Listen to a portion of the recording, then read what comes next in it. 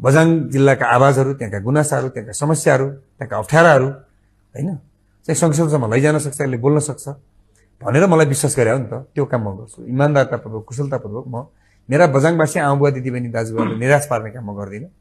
म उहाँहरूको भावना बुझेको छु। काम गर्नुहुन्छ। मैले भोलि चुनाव जितेला नजिते चुनावतिर मैले ध्यानै दिन्न नि। चौर अब अर्को चुनाव मेरो कन्सर्नको विषय होइन। मेरो कन्सर्नको विषय भनेको यो 5 वर्षभित्र मलाई जसरी म्यान्डेट प्राप्त भएको छ, मलाई जसरी जिताउनु भएको छ हैन बझाङ्गी जनताले, उहाँहरूको सुख दुःखमा साथ दिने, उहाँहरूको आशा विश्वास र भरोसालाई चाहिँ टुक्रामा खेर जान नदिने, आशाको दियो बाली राख्ने र बझाङको विकासको नेतृत्व गर्ने, उहाँहरूको चाहिँ अपेक्षालाई चाहिँ त्यो निराशामा परिणत हुन नदिने, त्यही हुन्छ मेरो कोसिस।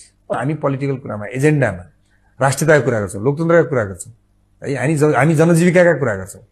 हामी चाहिँ तपाईँको गरिबी कसरी अन्त्य गर्न सकिन्छ भन्ने कुराको कुरा छ। कोही मान्छे एउटा धनी भएको छ, त्यो धनीको रिस डाहा गर्दैन, गरिबी अन्त्य गर्ने कुरामा हामी लाग्छौँ हैन। हामी चाहिँ शिक्षा स्वास्थ्य कसरी चाहिँ निःशुल्क गर्न सकिन्छ भन्ने कुरामा हामी आवाज उठाइरहन्छौँ। हिजो पनि उठायौँ, सबभन्दा बढी हामीले उठाएको नि कुरा त